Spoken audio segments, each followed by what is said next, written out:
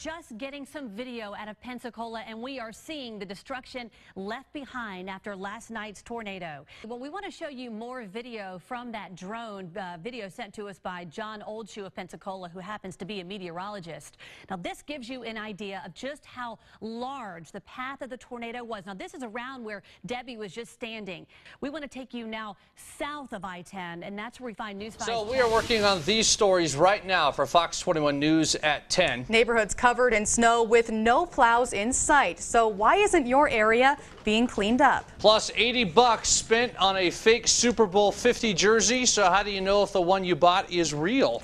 And they're back behind bars after an elaborate escape, but their time away from jail was no easy road. Fox 21 News at 10 starts right now.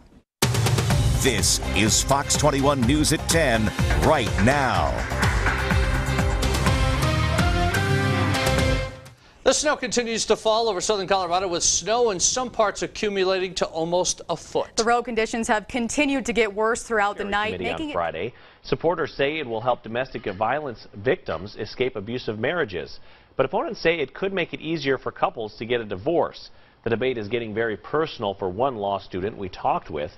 Christian Ellendorf of T was in Pierre Friday testifying on House Bill 1221. The mother of two, who is now happily married, was in an abusive relationship for 2.5 years.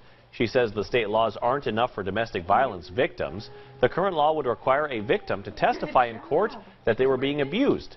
Ellendorf says that would be difficult for many domestic violence victims. It took me almost 8 years to even admit my abuse. It took us several months into our marriage with my new husband.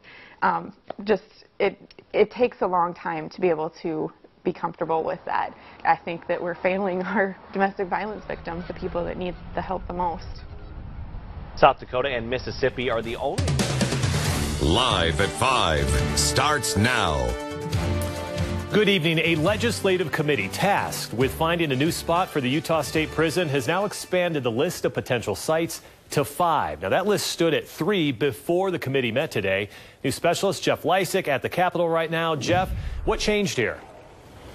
Well, Mike, after they narrowed that list down to 3 in December, the committee says they were inundated with requests to add dozens of other sites to the list. After a preliminary review of that list, they narrowed it down and added 2 more sites to their final list. Now, the committee had already picked 1 site in Salt Lake County and 1 in Utah County, 1 in Tooele County, when they got requests to look at 32 other sites around Utah.